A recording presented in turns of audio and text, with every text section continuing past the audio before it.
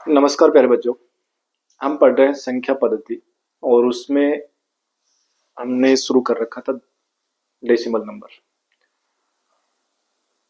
पिछली क्लास में हमने डेसिमल नंबर के जो ऑपरेशन थे उनके बारे में जाना था। जोड़ बाकी गुणा भाग ऐड सब्ट्रैक्ट मल्टीप्लाई डिवाइड हमने देखे थे। हालांकि अभी इनमें इनके वर्ग वर्गमूल घन घनमूल ये भी अपने को पढ़ने हैं, लेकिन समय के हिसाब से पढ़ते जाएंगे आगे। आज से उसी पर आधारित कुछ क्वेश्चन करते हैं और फिर आगे बढ़ेंगे। देखो एक क्वेश्चन लिखा मैंने बोर्ड पर, और ये क्वेश्चन इस बार एसएससी में पूछा गया है। बहुत ही शानदार क्वेश्चन ही पूछा गया है। ये क्वेश्चन जो है ये दिखने में तो ऐसे दिख रहा है कि ये फ्रैक्शन है, फ्रैक्शन के हिसाब से इसको ऐड करके उसके हिसाब से करें, लेकिन फ्रैक्शन को जब हम सोल्व करेंगे तो हम देखेंगे कि जो नीचे वाली संख्या उनके अपना एलसीएम लेके सोल्व करते हैं तो इनका तो एलसीएम भी काफी बड़ा आएगा। ठीक है, तो फिर क्या करें? और एलसीएम बड़ा आएगा तो सीधी सी बात है कैलकुलेशन बड़ी होगी, होने को तो हो जाएगा ही, लेकिन काफी लेंथी क्वेश्चन होगा। ये क्वेश्चन इसलिए नहीं पूछा गया है कि इतना बड़ा है, इसलिए इसमें कुछ और पूछना चाह रहा है वो देखना। देखो देखो क्या करना है। इतने बड़े क्वेश्चन आएंगे ना तो उसमें कुछ ना कुछ ऐसी चीज है जो अपने से जानना चाह रहा होगा। वो उस बेसिक मेथड को नहीं देखना चाह रहा है कि कुछ उसमें कुछ ऐसी चीज है जिसके हिसाब से वो आंसर करेगा चाह रहा है। तो देखो बेसिक मेथड तो ये है कि इनका एलसीएम लो और इसको सोल्व करो, या सीधा सा इनको डेसिमल में कन्वर्ट करो और फिर इसको सोल्व करो। ठीक है, डेसिमल में इसके आंसर आ रहे हैं तो डेसिमल में कन्वर्ट कर लो, सभी को उस हिसाब से उनको ऐड कर लो, आ जाएगा। लेकिन फिर वो भी बड़ा होगा भाई। इनको सभी को अगर डेसिमल में बदले, डेसिमल में बदलना तो अपने सीख रखा है भाई, दशमलव में बदलना तो हमने सीख रखा है, अगर वैसे करें तो भी ये काफी बड़ा बनेगा। तो फिर क्या करना है? अब देखो यहाँ पर कुछ चीजें अपने को याद रखनी है। देखो अपने को पता है कि भाई 2 की घात 1 जो वो 2 होता है, 2 की घात 2 4, 2 की घात 3 8, 2 की घात 4 16, 2 की घात 5 32, 2 की घात 6 64, 2 की घात 7 128, 2 की घात 8 256, 2 की घात 9 512 और 2 की घात 10 1024। 10 तक मैंने लिखी है। इसी प्रकार से अगर मैं 5 के लिखना शुरू करूं तो 5 की घात 1 5, 5 की घात 2 25, 5 की घात 3 125 और 5 की घात 4 625, 5 की घात 5 5 और 25 और 25 पंजे 125 3125। ठीक है, और इसी प्रकार से 5 की घात 6 अगर स्कोर करोगे तो 5 और 25 5 और 10 और 2 12 5 और 1 6 और 15,625। इस प्रकार से आप और नीचे भी अपने को लिख लेने हैं। अब देखो ये अगर कैलकुलेशन करनी है अपने को, ये चीजें जो है ना ये अपने माइंड में होनी चाहिए। हमने 2 की तो 10 तक याद कर ली, 3 के 5 से याद करो घात, 5 की भी कम से कम 5 6 तो याद करो, ज्यादा कर सको तो बहुत अच्छी बात है, और 7 की भी 5 या 6 घात तो याद करो। वो अपने को कैलकुलेशन करने में अपने मदद करेंगी वो। अब यहाँ पर ये पर्सन जो है ना इसी प्रकार से होना है। देखो इस क्वेश्चन को मैं सोल्व कर रहा हूं, 38,729 और बटे ऊपर वाला छोड़ दूं, ऊपर वाली संख्या जो है ना उसको पढ़ा रहने दो, कोई मतलब नहीं अपने को क्वेश्चन का आंसर चाहिए। ठीक है, पढ़ा रहने दो। नीचे क्या लिख सकता हूं मैं, इसको मैं यूं लिख दूं, इसको 2 गुणा 3125 लिख दूं, क्या दिक्कत है भाई? 3125 को 2 से गुणा करोगे तो आएगा, 3125 को 2 से गुणा करोगे तो 6250 आएगा। अच्छा, प्लस ऊपर वाली संख्या पड़ी रहने दो, नीचे वाली को मैं लिख दूं 2 की घात 7, क्योंकि 2 की घात 7 का मान कितना होता है? 128 तो है। ठीक है, अच्छा फिर 27 और इसको क्या लिख दें? 15 गुणा 15,625 को क्या लिख दें? 5 की घात 6 लिख दें, लिख सकते हैं। अब देखो इसको मैं लिख रहा हूं 2 गुणा और 5 की घात 5, क्योंकि 5 की घात 5 का मान कितना? 3125 तो है, तो 3125 को मैंने लिख दिया 5 की घात 5। 11 बट ऊपर वाली संख्या से कोई मतलब नहीं है अपने को, पढ़ा रहे तो जो भी है ना वो पढ़ा रहे, ऊपर वाली संख्या से कोई मतलब नहीं है। ठीक है, क्योंकि ऊपर वाली संख्या के हिसाब से अगर इसका आंसर निकालोगे तो काफी टाइम लगेगा, हमें मतलब नहीं है। हम जो चाह रहे हैं वो देखो यहीं से अपने को आंसर मिल जाएगा। पहले तो ये बताओ कि इस संख्या को देख के यहाँ पे क्या ये बता सकते हैं कि दशमलव कितने अंकों के बाद में आएगा? अगर इस फ्रैक्शन को हम सोल्व कर रहे हैं तो दशमलव कितने अंकों के बाद में आएगा, इसको देख करके तो हम बता सकते हैं कि 2 और 5 अगर है तो दशमलव शांत प्रसार होगा, और दशमलव के बाद में उतने अंक आएंगे जितनी घात जिसकी घात बड़ी है। तो 2 की घात यहाँ 1 है, 5 की घात 5 है, तो इसका मतलब दशमलव के बाद में 5 अंक आएंगे। ठीक है, तो यहाँ तो आएगा दशमलव की, ये तो लग गया दशमलव, इसके बाद में कितने अंक आएंगे? 5 अंक आएंगे। ठीक है, इसमें क्या होगा, केवल 2 है तो 2 की घात 7 है, तो दशमलव के बाद में कितने अंक होंगे? 7 अंक होंगे। ये बात मैं बता चुका पीछे क्लासों में, दशमलव के बाद में 7 अंक। और इसमें कितना होगा? 5 की घात 6 है, तो दशमलव के बाद में कितने आएंगे? 6 अंक आएंगे। ठीक है, अब देखो पीछे हमने जोड़ा था, वहां पर देखा था कि 6.2 प्लस 6.25 प्लस 1.0001, इनको हमने ऐड किया तो हमने क्या देखा था कि भाई देखो इसमें दशमलव के बाद 1 अंक था, इसमें 2 थे, इसमें 4 है, तो हम सभी में 4 बना रहे थे सोल्व करने के लिए। ठीक है, तो इनको सोल्व किया तो क्या आया, जो इनका जो योग है वो कितना आया, यानी उस योग में दशमलव के बाद में 4 अंक आए। तो इसका मतलब ये हुआ कि जितनी भी संख्या जोड़ रहे हैं ना, उन संख्याओं में दशमलव के बाद जिसमें ज्यादा अंक है उतने ही उनके योग में अंक आएंगे दशमलव के बाद में। तो देखो यहाँ दशमलव के बाद में इसमें 4 अंक है, तो ज्यादा तो इसी में है, इसमें 1 है, इसमें 2 है, इसमें 4 है, तो ज्यादा तो 4 अंक है दशमलव के बाद में। इसका मतलब इन सभी का योग करेंगे ना तो उस योग में भी दशमलव के बाद 4 अंक आएंगे। तो ऐसा ही यहाँ है, दशमलव के बाद में 5 अंक, 7 अंक, 6 अंक। तो इस संख्याओं को अगर हम योग करेंगे तो दशमलव के बाद में कितने अंक आएंगे, यानी इसका जो योग करेंगे तो दशमलव के बाद में आएंगे 7 अंक। अब इसमें कोई ऐसा ऑप्शन देखो जिसमें दशमलव के बाद में 7 अंक हो। दशमलव के बाद में 4 अंक है, दशमलव के बाद में कितने हो गए? 1 2 3 4 5 6 7 8 9, ये भी नहीं है, मतलब पहला ऑप्शन भी नहीं, दूसरा भी नहीं। तीसरा दशमलव के बाद में 1 2 3 4 5 6 7, इसमें 7 है, एक बार रुको, इसमें चलो आगे 1 2 3 4 5 6, इसमें 6 है, तो ये हो ही नहीं सकता। और ऐसे जब क्वेश्चन आएंगे ना तो उसमें आंसर इसी टाइम में मिलेंगे अपने, क्योंकि उनको भी पता है कि इतने बड़े क्वेश्चन जो है एग्जाम में सोल्व नहीं होंगे। ठीक है, इनको, हाँ अगर ये तरीका अपने ध्यान में है, ठीक है, तो इसका आंसर जो वो केवल और केवल 30 सेकंड का ही है। 30 सेकंड में बस इतना, ये जो चीजें हैं अगर हमें दिमाग में है ये बातें तो हम तुरंत पता कर लेंगे कि इसमें दशमलव के बाद 5 अंक आएंगे, इसमें 7 अंक आएंगे, इसमें 6 अंक आएंगे, तो इनका योग जो है उसमें दशमलव के बाद 7 अंक आएंगे। ऑप्शन टिक किया, कुछ भी नहीं किया अपने। ठीक है, तो ये कुछ क्वेश्चन था जो एक अच्छा क्वेश्चन था, और हमने पढ़ा है दशमलव का जो फ्रैक्शन जो उसको दशमलव में बदलना, दशमलव को फ्रैक्शन में बदलना, ये हमने पढ़ा है, उसी पर आधारित क्वेश्चन था अपना। अब देखो जो हमारा दशमलव प्रसार जो हमने पढ़ा था तो वहां पर हमने एक अशांत प्रसार भी पढ़ा था। पिछली क्लास में हमने जो योग किए थे ना, जोड़ बाकी गुणा भाग जो किए थे वो केवल कौन सी संख्याओं किए थे? शांत प्रसार वाली जो संख्या थी ना उनका किए थे, यानी शांत दशमलव संख्या थी उनके हमने दशमलव प्रसार किए थे, सॉरी जो जोड़ बाकी गुणा भाग किए थे। ठीक है, लेकिन इसमें तो अब जो मैं करने वाला हूं उसमें क्या होगा? अशांत प्रसार होगा। ठीक है, और उनका अपने योग कैसे करेंगे, घटाएंगे कैसे, ये अपन देखेंगे। तो देखो जैसे मान लो कि मैं जोड़ रहा हूं 2.5 2.3 के ऊपर बार प्लस 1.4 के ऊपर 1.2 के ऊपर बार, मैंने ये लिखा, ये दो संख्या इन दोनों को जोड़ना है अपने को। ठीक है, तो देखो इसमें दशमलव के पहले जो अंक है ना उनका हिसाब तो अपन उस तरीके से कर लेंगे। दशमलव के पहले एक अंक है, एक अंक इनको जोड़ देंगे, सीधा 3 आ गया। इसमें दशमलव के बाद में जिनके ऊपर बार है उनका योग देखो कि कहीं उनमें अगर सीधा योग हम कर रहे हैं और उसमें कहीं दहाई का काम नहीं है, मतलब हमें कैरी की बात इसमें नहीं हो, कैरी नहीं है, मतलब इनका जो योग है ना वो 10 से ज्यादा नहीं आए, हमें दहाई की जरूरत नहीं पड़े। ठीक है, तो उस स्थिति में सीधा योग कर देंगे, वही अपना आंसर हो जाएगा। इसका योग करेंगे तो क्या जाएगा? 3.5 का बार, इसका आंसर ही हो गया। ठीक है, अगर जैसे मान लो कि ये आ गया 1.12 के ऊपर बार प्लस 30.3 एक पर बार प्लस 401.13 पर बार। अब देखो इसमें क्या करना है, दशमलव के पहले एक अंक, 3 अंक और 4 अंक। ठीक है, कोई दिक्कत नहीं है।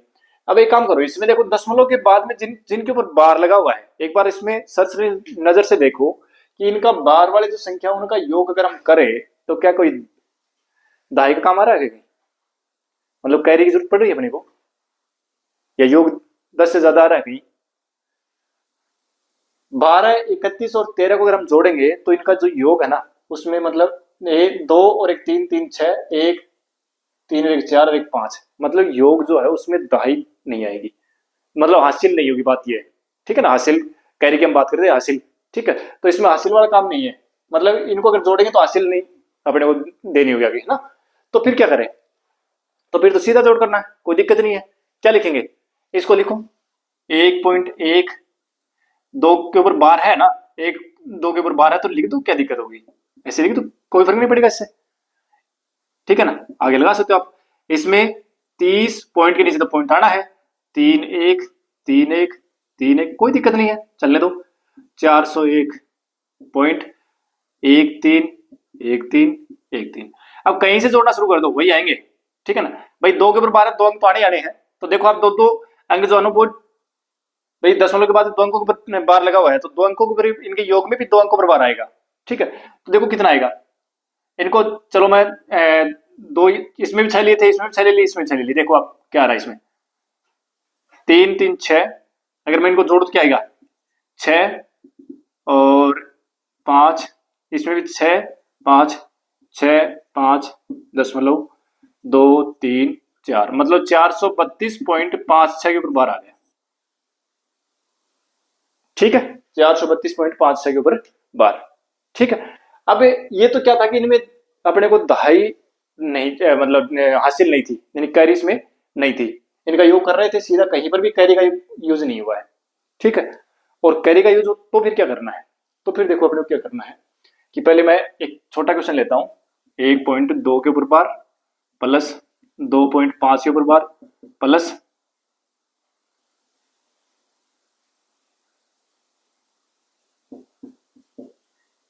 7.3 पर बार, ये मैंने लिखा। ठीक है, अब देखो इसमें दशमलव के बाद में एक एक अंक के ऊपर ही बार है, कोई दिक्कत नहीं है। तो इसका मतलब ये होगा कि इनका जो योग आएगा ना, उसमें योग में दशमलव के बाद में एक अंक के ऊपर ही बार आएगा।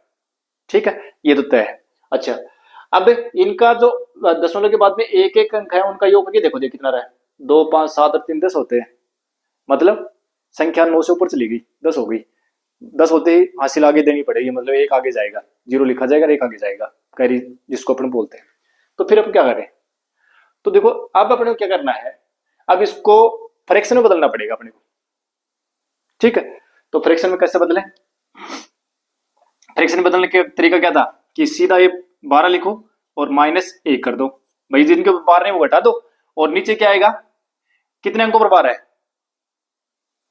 एक अंक पर बार है तो 1 9 आ जाएगा। ठीक है, प्लस ये कितना हो जाए? 25 - 2/9 प्लस 73 - 7/9, ये तो आएगा भाई। देख लो 11 आएगा, 11/9 करोगे तो क्या आएगा? 9 एकम 9 और बचेंगे 2, 9 दूनी 18, फिर 9 दूनी 18, इस प्रकार चलता रहेगा। हालांकि मैंने बताया भी था आपको कि पीछे करवा चुका हूं, ये बहुत ही इंपॉर्टेंट बात थी, वो मैं करवा चुका हूं। क्या करना है आपको कि सीधा 12 हटाओ, ऊपर संख्या लिख दो पूरी, बिना बार वाली संख्या इसमें से घटा दो, और नीचे बार कितने अंकों पर है? एक अंक के ऊपर है तो 1 9 लिखो, 2 अंकों पर है 2 9 लिखोगे, और फिर दशमलव और बार वाली संख्या उसके बीच में अंक देखो, अगर एक भी अंक नहीं है तो कोई दिक्कत नहीं, एक अंक का तो 1 0, 2 अंक का तो 2 0, 3 अंक का तो 3 0, ये बात मैं बता चुका हूं पीछे।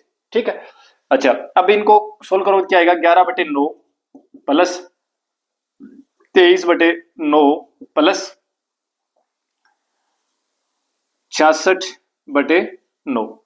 ठीक है, इनको जोड़ लो, जो भी आएगा वो आ जाएगा, इनको जोड़ो। देखो 3 1 4 6 4 10, 7 और 2 9 और 1 10, 100/9। ठीक है, और इसको अगर सोल्व करोगे तो ये कितना आ जाएगा? 9 एकम 9, 11 9 99, फिर एक आएगा 1 1 1, ये चलता रहेगा, यानी 1 के ऊपर बार आएगा, बात ये 11.1 के ऊपर बार। ठीक है, इसको सोल्व करोगे ना भैया, 100 बनेंगे, और 100 9 एकम 9 और फिर 9 एकम 9 और ये सब चलता रहेगा, ठीक है ना।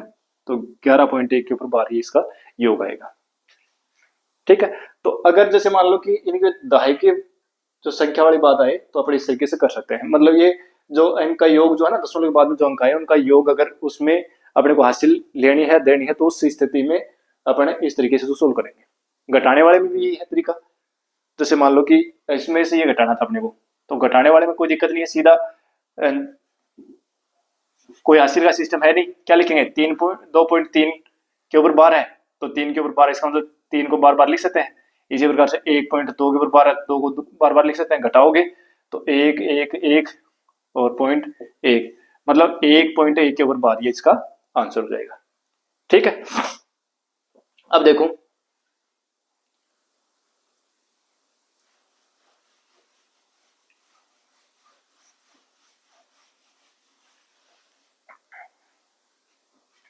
अगर जैसे मान लो कि मैं लिख रहा हूं 3.27 के ऊपर 12 और माइनस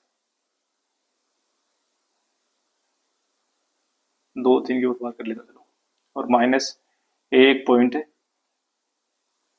के ऊपर 12, ये मैंने लिख दिया, ठीक है। अब इनमें से घटाना है, तो घटाना देखो 2 अंकों पर 12 है, ठीक है।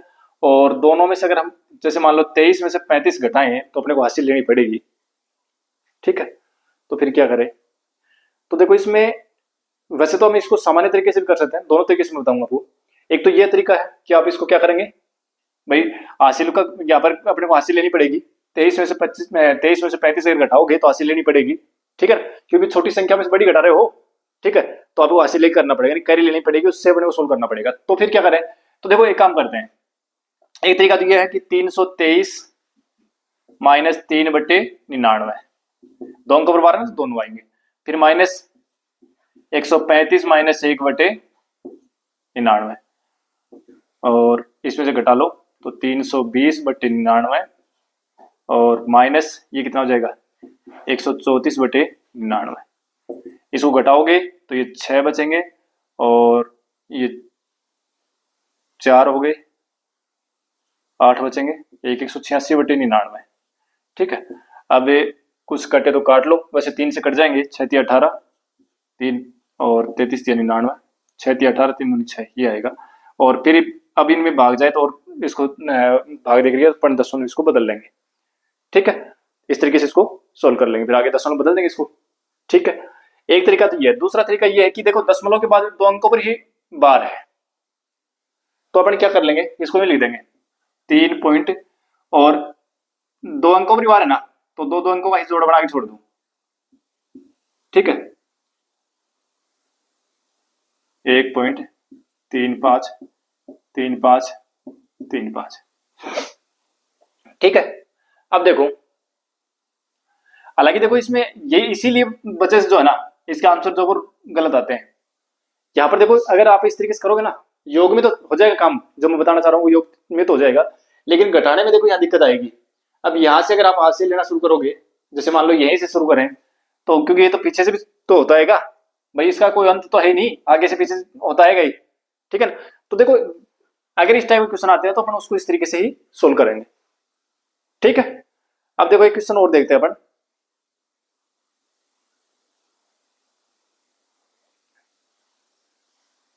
और एक जैसे मान लो कि इसमें दशमलव के बाद 2 अंक है, ठीक है ना, यहां से भी इसका सीधा आंसर लिख सकते हो, क्या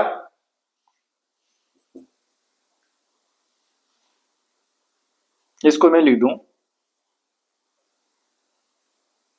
1.7 के ऊपर बार, ये लिख दूं तो क्या दिक्कत है। इसको 186/99 में 1/87 ऊपर बार लिख दूं, क्या दिक्कत है। 1.87 के ऊपर बार, देखो क्यों लिखा मैंने, कैसे लिखा है, ये इसलिए लिखा है कि इसको अगर फ्रैक्शन में बदलते तो कैसे करते हैं, बार हटाओ, पीछे वाला घटाओ, नीचे 2 ये लिख दो, तो कितना आया 186/99, तो ये ठीक है ना। तो ये दोनों साइड पलटी लगानी आनी चाहिए। अगर ऐसा आया है तो इसको फ्रैक्शन में कैसे बदलेंगे, और फ्रैक्शन आए तो इसको सीधा कैसे बदलेंगे। देखो 2 9 दिख रहे थे ना, इसलिए मेरा मन कर गया, यहाँ नीचे 2 9 दिख रहे थे, दोनों 2 9 दिखने से और मैं इस रूप में इसको बदल के लेके आ गया, ठीक है। तो एक क्वेश्चन और देखते हैं। अब इसमें कई बार क्या होगा कि ऐसे क्वेश्चन आएंगे जिनमें अंक, अभी तो हमने क्या देखा था कि दशमलव के बाद में अंक जो थे ना वो बराबर थे, 1 थे, 2 थे, 3 थे, कोई भी थे, लेकिन अब की बार अंक बराबर नहीं आएंगे। जैसे मैं एक प्रश्न कर रहा हूं, देखो ये प्रश्न लेते हैं अपन, 3.76 के ऊपर बार और -1.4576 इसके ऊपर बार। ये प्रश्न भी एक एग्जाम में आया हुआ है, ठीक है। इसका आंसर क्या आएगा ये पूछ रहा है, इसके ऑप्शन में लिख रहा हूं मैं, क्योंकि इस प्रश्न को हम ऑप्शन से करेंगे। देखो इसमें लिखा हुआ है 2.3 191 के ऊपर बार। दूसरा ऑप्शन है इसका 2.3 10 10 91 इसके ऊपर बार है। बार यहां से शुरू है 0 से, ठीक है। तीसरे क्वेश्चन में है 2.31 और फिर 00 और फिर लिखा हुआ है 31 1 00 91 और फिर बार लगा हुआ है यहाँ 31, ठीक है। और चौथा मतलब इसमें 5 अंकों के बाद में बार है, ठीक है। इसमें 3 अंकों बाद में बार है, 3 अंकों पर बार है, इसमें 6 अंकों पर बार है, ठीक है। और एक प्रश्न और है, उस ऑप्शन है उसमें, मतलब ये आ गया अपना पास चौथा ऑप्शन 2.31 और 0091, ठीक है। उसमें और इसमें इतना फर्क है कि इसमें 0 लिखा हुआ है, यहाँ 3 के बाद 2 बार 1 आया हुआ है, यहाँ 1 है, कोई दिक्कत नहीं है, ठीक है। ये लिखा हुआ है। अब देखो इस प्रश्न को अगर पूरे तरीके से करेंगे तो थोड़ा सा लंबा बन जाएगा ये, ठीक है। कैसे करें, देखो इनमें क्या करना अपने को कि ये जो प्रश्न है, जब दशमलव के बाद में अंक जो है वो असमान हो, जिनके ऊपर बार लगा वो अंक असमान हो, यहाँ 2 अंकों पर बार है, ये 3 अंकों पर बार है, ठीक है।